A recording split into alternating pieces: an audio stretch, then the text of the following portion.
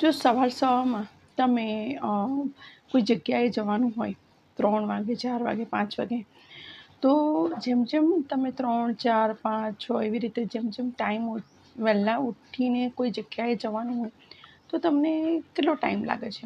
કેટલું ટ્રાફિક હોય છે એ ટાઈમે? ખૂબ જ ઓછું. કે મોટાભાગની પબ્લિક દુનિયામાં લોકો આ ટાઈમે સૂતા હોય છે. પણ જે સદ્ગુરુઓ હોય છે ને, એ આ ટાઈમે જાગતા હોય છે, કેમકે એમને એ ટાઈમનું મહત્ત્વ ખબર છે કે આ ટાઈમ શાનો છે. તો તમારે પણ જો જીવનમાં સક્સેસ મેળવવી હોય, સારી હેલ્થ મેળવવી હોય, ખુશ રહેવું હોય, તો તમારે આ ટાઈમે ઉઠી જવું જોઈએ. ખૂબ જ અઘરું છે અમુક લોકો માટે. નહીં ઉઠી શકતા હોય, 7-8 વાગે ઉઠવાની ટેવ હશે તો તમારે ધીરે ધીરે પહેલાં 5 વાગે ઉઠવાનું, પછી 4 વાગે ઉઠવાનું, પછી 3 વાગે ઉઠવાનું.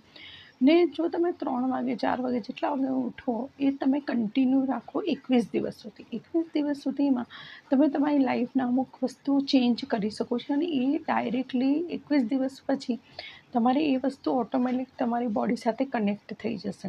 પછી તમારે ઉઠવું નહીં પડે, ઓટોમેટિક તો તમારું માઇન્ડ એ ટાઈમે તમને ઉઠાડી જ દેશે. તો કોઈ પણ વસ્તુ લાઈફમાં એપ્લાય કરવી હોય, ચેન્જ કરવી હોય, તો 21 દિવસ સુધી એ વસ્તુ કન્ટિન્યુ રાખો તો જીવનમાં ખૂબ જ સફળતા મળશે. 3 વાગે ઉઠવાનું મહત્ત્વ શું છે? 3:20થી લઈને 3:40નો જે સમય છે એ એવો ટાઈમ છે કે એ ટાઈમે સરસ્વતી આપણી જીવા પર હોય છે.